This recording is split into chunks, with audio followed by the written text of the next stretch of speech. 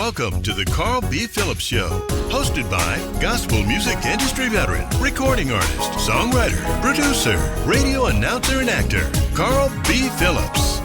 Join Carl as he talks with gospel recording artists, producers, songwriters, pastors, and other creatives about music, ministry, and life. Get ready for another great conversation on the Carl B. Phillips Show. This week's guest on the Carl B. Phillips Show, songwriter, singer, worship leader, and the host of Sunday Throwback Radio Show, Larry Whitfield.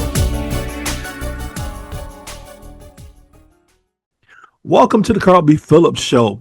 Today's guest is a songwriter, producer, singer, worship leader, husband, father, grandfather, and he's the host of Sunday's Throwback Radio Show. Please welcome my friend, Larry Whitfield. How's it going, Larry?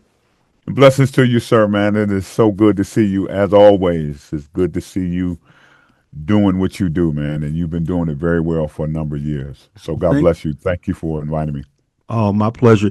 One thing I forgot to tell you, Larry, that I do with the show, I ask two totally random questions throughout the show.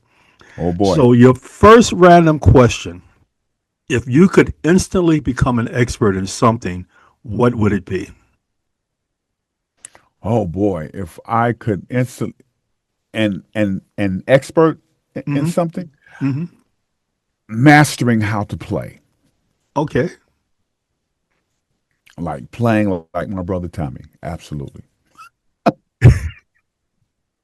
So why haven't you kind of pursued mastering that over the years? Well, I play by ear. I have music that I have written and produced and everything according to how I've heard it. But now, if you was to start singing Amazing Grace, I couldn't help you. Okay. So I guess it's the fundamentals that I would have to engage myself in. But I do play by ear. I hear something. That's how I write. That's how I create. I'll hear something and I'll find the bass line. And then from the bass line, I'll find my right hand. And then I go from there. So I do play, but, it's limited. Have you considered like taking lessons to learn how to read or to kind of progress yourself a little bit? I have considered it. I just have not. I have not done it. I haven't done it. I just graduated not just the latter part of last year with a degree in music production. So the engineering part and sitting and engineering and mixing and mastering and stuff is like, I love it. I love sitting behind a board or sitting next to Greg Pearson and watch him do what he do, man. That stuff there. But now that I went to school for it, I could do it myself. I have my own recording studio and things like that. So I'm like really into producing from that standpoint. But that is a discipline that I have to get to, so it's, you're right. But then too, you have, and I don't know if I should say this, but I just have to say what I'm sometimes you just have people that say, I got it on my own, you got to get it on your own. It's like they don't have that willingness to show you or help you. It's like they got it on their own, so you got to get it on your own. So it's, I mean, growing up, I remember like when the Clark sisters, when Dr. Clark would come to our church, all the musicians would be standing around watching Twinkie play. Yes. Or if Thomas was somewhere, they would all be standing around watching. Do you see that kind of thing going on now with the younger musicians? No. Why do you think it's like that? And it's not to say that it's not happening. It's just something that you don't see. Why it's not happening? I think people feel like they don't want their shine taken away, or they don't want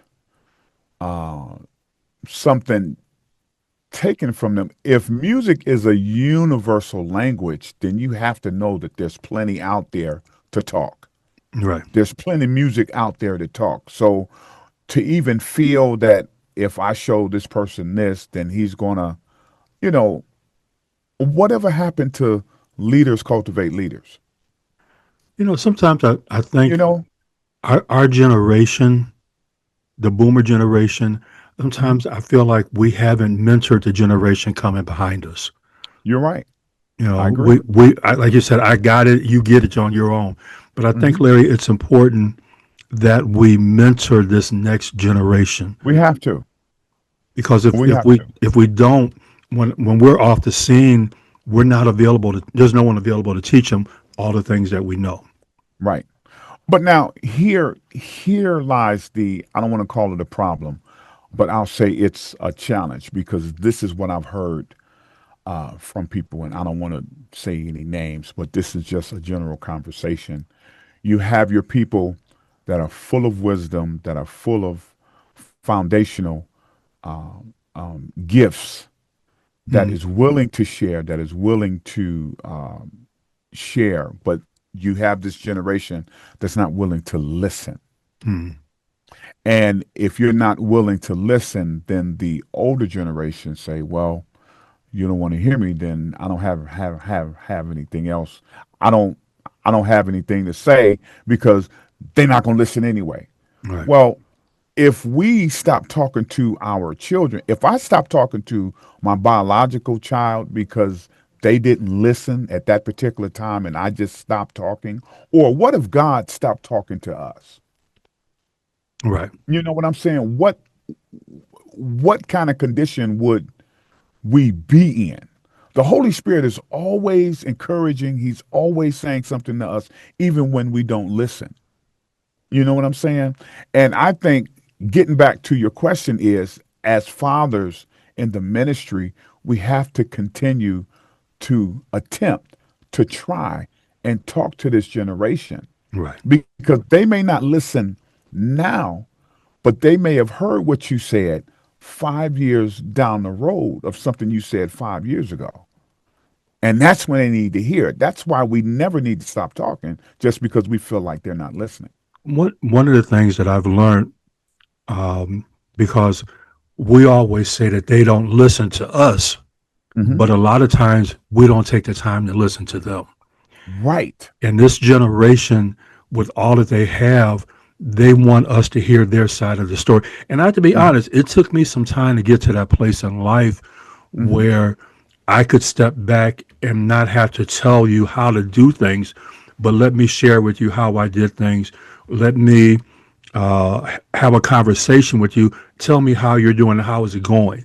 Well, this is how Hmm. I did it. How are you doing it? Well, consider this way. Not me Right. saying, Larry, go do it like this because this is how we've been doing it for 30 years. Right. Right. Right. You are exactly right. One thing I do because I have a lot of people that call me Unc, and I tell people jokingly, I say it in love, but I say this: don't call me Unc unless you're willing to hear what Unc got to say when it's time Right. for Unc to talk. If you're not willing to hear Unc, don't call me Unc. Just Brother Whitfield, Doc, or whatever the other stuff we call each other. But when you call me Unc, I feel like we're close. Right. And if I see something that you don't see, Unc is going to talk. And if Unc is going to talk, I need you to hear me. You know what I'm saying? But now, getting to the point that you're talking about, we have to be willing to listen. Um, but we don't listen. I'm going to tell you why we don't listen. Most times we don't listen because if we don't understand the language, if we Yeah. don't understand the way that they do or the way that they approach or why they approach it that way, if we don't understand, then it's almost like our hearing shut down. One of the things I've learned in the business world is that different generations communicate differently. Oh yeah. Where, like my generation, I'm going to pick up the phone and call you. This Hmm. generation, they're going to send 10, 15 text messages. Right. I mean, you Right. type it too fast. I can't type that fast. Right. But I think, again, it's important that we have to understand today's language, understand today's culture. Um, Because it has changed. It has. We're dealing with The language has changed, even though there is nothing new under the under the sun. sun, right? But Something came from somewhere. we're dealing with a generation that has access to the internet. It has access to knowledge. And another thing I learned in the business world, you have to explain the reason why. Why did we do it this way? Why should I do it this way?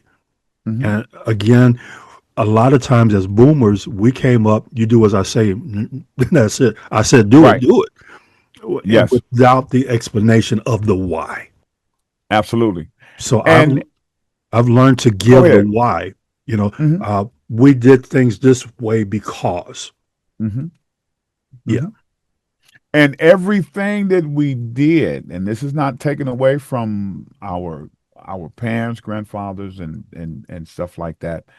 Uh, they did it that way because that's what they knew. hmm That's how they was taught, and then they did it that way because that's what they knew. That's how they was taught. Everything wasn't wrong, but everything wasn't right either. Right. And that's something we have to acknowledge. There were some things that you and I learned back in the day, Carl, it was wrong. Yeah. It was wrong. It was wrong, and we got to put it out there. The way that they did that was wrong. And I think admitting the truth about things for this new generation or this young generation helps them to settle themselves and listen to what we have to say, and vice versa. Because this generation of musicians, and I just, and I'm saying this out here now, the Demetrius Neighbors, and I mentioned him because I had him a part of my group back in the 90s when my brother passed, and I started the group, the Whitfield Music Group. The first musician I had was Derek Waller. And then after Derek Waller was Demetrius Neighbors. And the way that him and I met, you remember that park in Highland Park on Hamilton where Reggie McKenzie Field, Mhm. over there on Hamilton, they used to have a lot of gospel events. Chris Jones and Word of Praise used to hold a lot of events there too. But anyway, long story short, the group had to go sing. And Demetrius walked up to me. I didn't know who he was. I didn't know where he came from. He walked up to me. He said, "Man," he said, "I really want to play for you all." He said, he said, "I've studied your brother for many of years, and I feel like that if I play with you, if I can play for you, I'll feel like I've played for him." Wow. And that was, I will never forget him saying that to me. He said that if I can play for you, the Whitfield Music Group, I feel like I would have played for him. Wow. And that was something honorable to say. And this was back in the mid 90s. Maybe he can give you the exact year, but it was the early part, like 93, 94. And Demetrius was with me from that time until the time that he graduated, I believe, from school with his degree, started going off doing jazz and all of the other stuff up to the point to where he is today. Phenomenal cat, phenomenal in what he do. But he is with this generation now, but he's one of the listeners. Right. You know what I'm saying? So, He's and good people. Real good. oh yeah, people. yeah. And there are more out there that I can name in this generation of musicians. You got Craig Mizell that's doing phenomenal things in the city with different artists. He's getting these local artists and he's putting them out there. He's doing great music, and there's many others and stuff like that. When you speak of the Whitfield Group, you guys released music, I think it was 2003. Yes. Whitfield Company, Whitfield Group. Yep. Whitfield Music Group. Whitfield Inner Music Court. Group. What was Inner Court when they was on Livernois. What was the reason behind forming the group? What was the reason? Yeah, for putting the group together. I think, well, at that particular time, I think the reason was finding a way to carry on the legacy that was instilled. I had been around my brother, studio and just everything. He carried me everywhere, and I picked up so much from him that when he made his transition, I felt like I needed to help continue it, even though the Whitfield Company was still out there and I did many things with them. But I wanted to do something on my own to give my own personal representation of the family carrying on the legacy. And that's where the Whitfield Music Group was born. My brother and I, David, who has since gone on in 2015, David Whitfield, we formed that group together, and we had a group of singers, and we were able to do music in a different fashion, but still had that signature of Whitfield on it.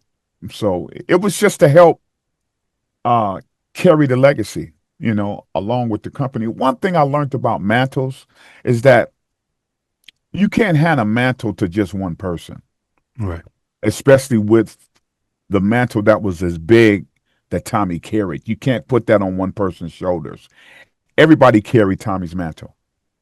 Everybody, in some shape, form, or fashion, they carry a piece of that mantle. And I wanted to be a carrier of that as well. When you think of the Detroit gospel sound, Thomas is the Detroit gospel sound that to this day, people are still trying to mimic that sound. When you think about you talk about the mantle, you talk about the legacy. When you think about the sound that he created, how do you feel? What is your place of responsibility? You kind of touched on it, to even continue carrying that legacy and carrying that sound to this day. I think it's important because it was a sound that I believe pleased God in every kind of way. Tommy came from a mixing pot. And when I say that is, when I told you that I had all of his albums, Tommy listened to other artists such as Matty Moss Clark. He listened to DJ Rogers. He listened to Reverend James Moore. He listened to all the other artists in the city, but he also listened to George Duke. He listened to Burt Bacharach. He listened to movie scores like The Ten Commandments and other movies that he watched and saw. So when you heard his music, you heard classical, you heard jazz, you heard a little bit of funk. He listened to Prince. He definitely listened to Parliament. I mean, Knee Deep was one of his favorite songs because of that vamp. Something about the music. That kind of groove or that kind of flavor. He listened to all types of music, which formed a mixing pot that created who Tommy was. And I think keeping that form of music alive will always keep not only his legacy, but it will help to grow what other people are trying to put on top of it. You know what I'm saying? And Detroit has it. The other side, Tommy was praise and worship before we knew what praise and worship was. Yeah, he was. He was. At the end of songs, when he would go into, a meditative, da, da, da, da, da, da. Come on, pray. And you find yourself like this and like, where am I? But then some people would stare because they didn't understand. Like, what is that? You know what I'm saying? And Deborah Smith Pollard used to talk about that a lot, that he was arguably, she would say, because people would go back and forth about it. He was a pioneer when it came to that praise and worship sound, Was he a member of, I think, Bethesda at the time? when he started moving into praise and worship? Yes, he was. Yes, when he left, Prayer Tabernacle, he went to Bethesda. Yes, he went to Bethesda under Pastor Bill. You know, so and that kind of shifted how he flowed in music as well. It wasn't as staunch, that hard gospel. That was one of the reasons why he formed his group, because some of the things that the Whitfield Company did was not a Sunday morning piece. Mm. Everything was not Sunday morning, or at that particular time, the stuff that he was doing wasn't exactly accepted in church, pretty much. Right. So when something is not accepted in a particular house, then you go and create your own environment and you do it from there, and whoever accepts it, you know what I'm saying, it's accepted. But it became worldwide Right. accepted. When you think of your brother Thomas, what are some of the lessons that to this day you carry that he taught you? Discipline, staying close to God no matter what, being a giver. Tommy was a giver. You asked Tommy about a particular chord. He was one of them guys. If you was on the organ, and you can ask a Michael Mendengal, you can ask the Alex Goss, you can ask any one of them guys that work, Rudolph Stanfield, any one of them guys that work closely with Tommy, that if you asked him about something or asked him about a chord that you didn't understand, he was one of them people that was able to reach around you and place his hands on what exactly he played. He showed you, he gave, he emptied himself. He wasn't stingy. He wasn't selfish. He was always giving. Because when you give, that is really what helps the next generation. I mean, why am I holding back stuff at 61 years old? And that's how old I am, by the way. I'll be 62 in April. Why am I holding back anything? I should be always in a place of emptying myself to someone, because that's the next generation. We all getting out of here at some point. You know what I'm saying? It's interesting you said it, because that's where I am in life now. I'm a private person, but I'm learning at this stage of my life to be transparent. This is why I did this. This is what happened. And just share with people life. Because like you said, we don't know how much longer we're going to have. Absolutely. And for me, Larry, I don't want to be the one that, I don't want to be the one that something happens, then things fall apart. I want to make sure that, hey, let me pass on. Let me put you in a place where you can do things and I can support you. Absolutely. And this is why I thank God for a platform like this. When you talk about having this platform, being able to give a person a chance to share their music, that in the normal stage of things with the major radio stations, they wouldn't have a chance in a hot place. No. You know what I'm saying? We're both the indie artists, so we know what it's like just trying to get airplay, or just Absolutely. trying to, you may get a 2-minute interview if that. Yes. Right. And then we're not going to talk about the money it's going to cost. Absolutely. Whereas I'm able to sit people at my table and actually have an entire show encamped around a single that you just put out. And it may be just one song. So what I do is I put together a program that leads up to me premiering your song on my show. And we talk about where you come from. We talk about where you're at, what you're doing, how did this come about, who was the producers. I make up a whole show on just one song that you got out. So before we started recording, you were kind of going into details about Sunday Throwback. So we didn't Yes, record it sir. then, but we're recording now. Man, Sunday Throwbacks was originally Throwback Thursday, and it began at a time where we were in COVID. COVID hit, locked everybody up in the house. You couldn't go outside. You had to run out, get food, and come back in. I mean, everybody was shut down for COVID. And it's still, when you think about it, it's still like unbelievable because I only used to see that stuff on the movies. Mm, Those movies where everything's shut down. Well, we were shut down. The United States, as you know, was shut down for right. COVID. And my wife she did a student exchange or a trip with my daughter.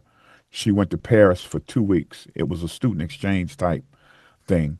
And they got back in February, a week before they shut down flying. Wow. So just imagine, had she not got back, they would have been stuck in Paris. And when they shut Paris down for COVID, you didn't even see the pigeons on the streets. All the pigeons they got over there. Well, anyway, getting back over here. So I started playing music on Thursdays. It was called Throwback Thursdays. And I got all of my brother's albums, and I got a turntable. I remember getting one from Cracker Barrel. And I got a turntable, and I would do a Facebook Live, and I would start playing old records, Greater Ebenezer, Prayer Tabernacle, just Matty Moss Clark. Of course, I was getting strikes from Facebook left and right. Facebook was muting me up and down. But anyway, as I'm looking at the views, Carl, and I'm getting 500 views like each night, and like they're picking up. I'm getting these hunky dory thing of views. So now I started doing flyers. I'm doing flyers. Tune in Thursday Throwback, Larry Whitfield. I'm doing the pictures and all this kind of stuff. It's like it's really getting popular. Mm, So when we started slowly coming back, April Berry, Elder April Berry, she was with Vent Radio in Southfield, and they allowed her to put together a Sunday format to where she was able to get shows, and she called it. Oh man, I forgot what they called it. Empowering Sunday. Empowering Sundays. Thank you so much because I had you on. Right. I guess. So Empowering Sunday. So she called me. She said, I think what you're doing would be a great idea. You should come on over to Empowering Sundays. It's not expensive, blah, blah, blah, blah, blah, blah. You do this, you do that. I was like, okay. She said, but it's on Sunday. I was like, but my show is called Throwback Thursday. Sunday Throwback don't sound like Throwback Thursday. It had to have a flow. Throwback Thursday. Sunday Throwback. Sunday. I said, well, let me do it anyway. I'll just go ahead and change it. So I did this big introduction, I'm going to Event Radio and follow me to Event Radio, blah, blah, blah. And long story short, I ended up being over there with April for a year. I had you on. I had Greg Pearson on. Other local people I had on. Steven Anderson, I had him on. I believe I had Demetrius on. But maybe, yeah. I had him on. I had Conru on. A lot of my close friends I had on. So then I invited Sandy. Now, Sandy, I've known since the age of 8. We both grew up at Our Faith Prayer Tabernacle, 104 Elliott, under the Craig family and everything. So I had her on. And at that time, she was with WVTC, but her station was in Southfield. So I had her on, just to promote what she's doing and everything. And so later on, after the show and everything, she said, I'm really doing some great things over here, and I need a station manager, you know. And I just stopped. I said, Sandy, I'm not ready for that. I said, I'm still learning over here. I don't I don't know what I'm doing yet, and you asking me to be this. A whole year went around, Carl. A whole year went around, and my station manager got seen her again. She said, "You know what? The Lord told me to come back and get you." Wow. She said, "The Lord told me to come back and get you." I was like, okay. So I had a conversation with April. I was with April a year. She showed me the ropes, like how to hold on to them. This is what you're doing. This here, this, that, So I had my last show with her. It wasn't no breakup. She mad at me. I'm mad at her. She seen where the Lord was taking me, and it felt okay in her spirit. So it was a mutual, I'm okay with this. I feel good about this. I'm wishing you well, and she's spoken to my life. As a matter of fact, the very last show that I had, because the last show that I had was with Mary Wynn. She was my last show.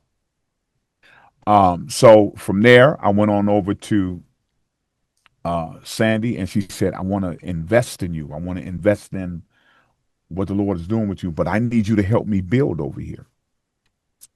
And I've been over there ever since then. It's been 3 years. The Lord has done some miraculous things with WVTC Radio Detroit. We're a 2-time Stellar Award-winning station. We've been nominated 3 times. We won 2 Stellars. We took home 22 and 23 Stellar Award for Best Internet Station in the country. And that's pretty much the story right there. Sunday Throwbacks is a very God-driven show because it allows me to give people a platform, not only recording artists, but you could be an entrepreneur. You could be a person that's just starting a business. You could be a person of resources that our people need to hear about. Like I just had Michigan State Senator Sylvia Santana, who runs District 2 of the state of Michigan, has some very valuable information for our listeners. I had her on. I've had a Dr. Elaine, her last name escapes me, but I had her on talking about what she's doing in the medical field, things that are available to our people.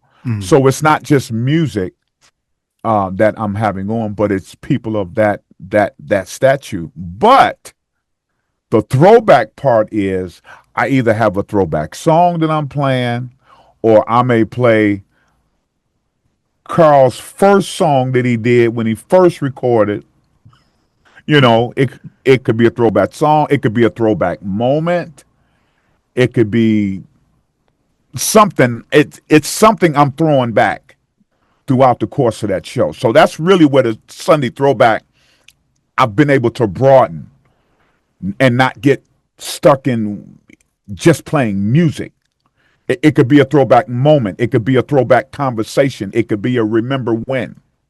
So that allowed me to really broaden Sunday Throwback and really have people from all walks of life to come on and let's help the people of God. Let me give you this platform. Maybe you weren't able to say this downtown with the mayor, but you can say it over here on Sunday Throwback.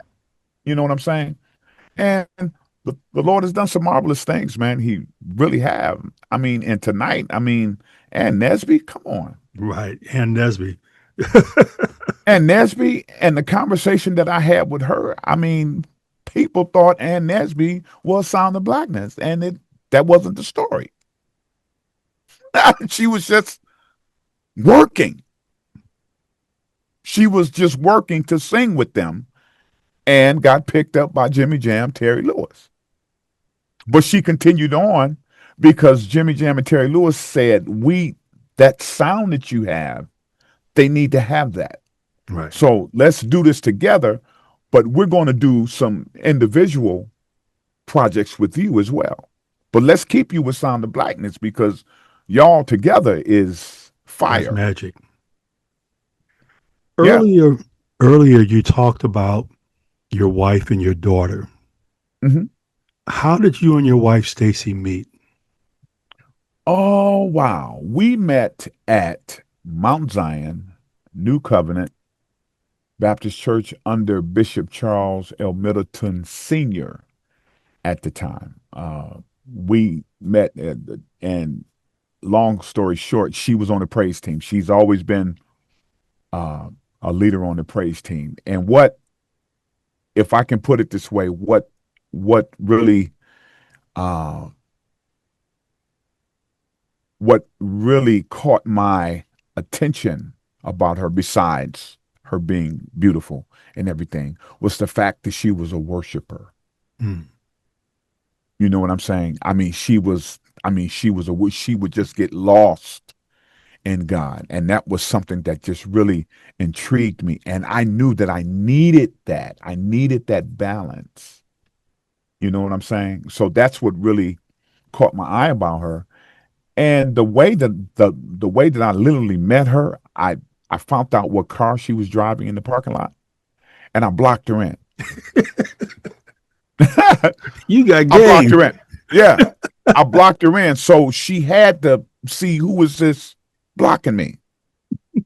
Who car is this? And that's how we met. And respectively, when I asked her hand in marriage, I asked her dad. I had a conversation with her dad. I did it that way. That was the old school way, not her parents finding out later we done drove to Toledo. You know what I'm saying? Before going to her dad to ask for her hand in marriage, when did you realize she was the one you wanted to spend the rest of your life with?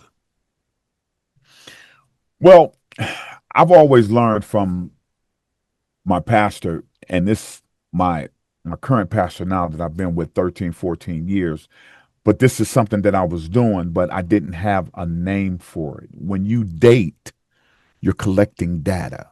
Mm.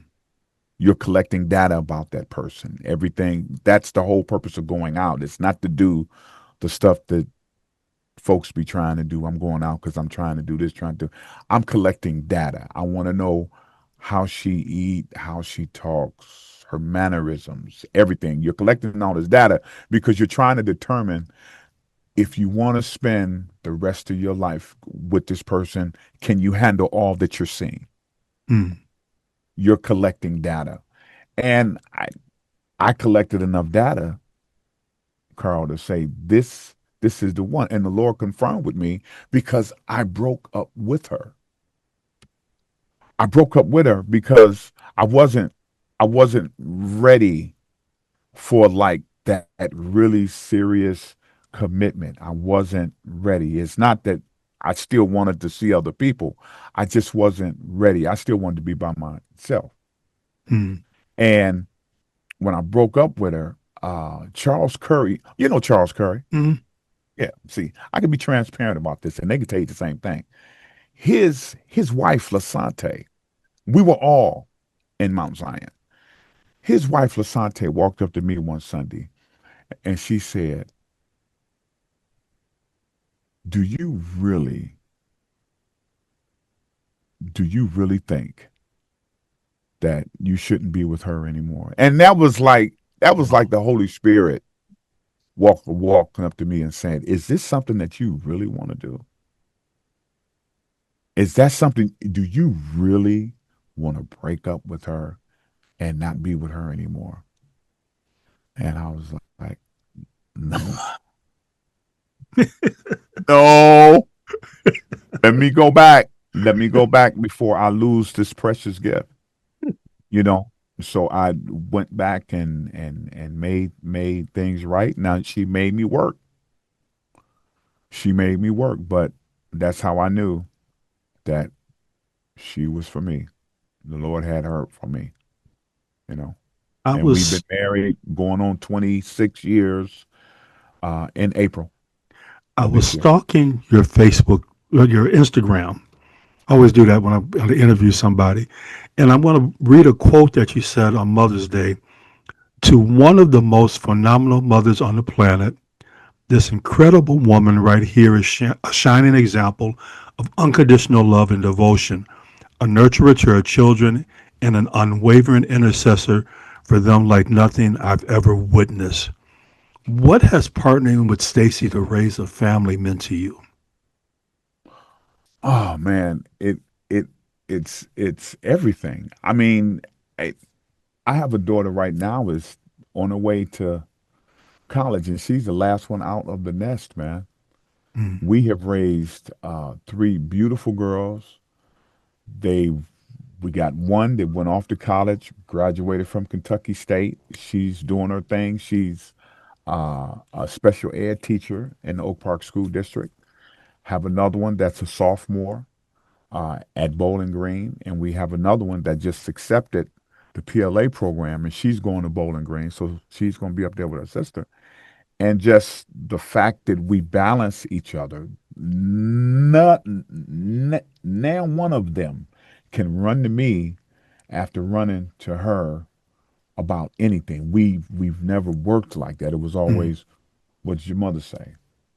What did your daddy say? We've always worked together. Now, we've had conversations where we may have had a disagreement on how to handle a particular thing, but we've always came together because of the importance of the child. So raising these girls with her has been an amazing experience. And I say that mainly because because I've been married before, and I have older children. So when I got a divorce in my first marriage, my children went with their mom. So I didn't have them every day. I had them on weekends, or when I was able to go see them, or they was able to come over. I didn't have them consistently. With my wife and these three, I've had them consistently every day for the past 26 years, or 25, going on 26 years that we've been married.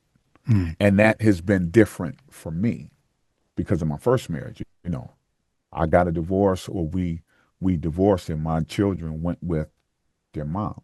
But I've had these three every day, and it's different. It's different. So it has been an amazing experience. And then to have the last one out the nest, I don't know how we're gonna act. You wait a minute. I'm gonna be messy. You can start again. No, Stacey gonna get me. Ain't no starting over now. Oh no, there is no Abraham here, buddy. The Carl B. Phillips Show is produced by Carl B. Phillips for Prove Me Productions. For more information about Carl B. Phillips, visit carlbphillips.com. Subscribe to The Carl B. Phillips Show on YouTube or your favorite podcast outlet.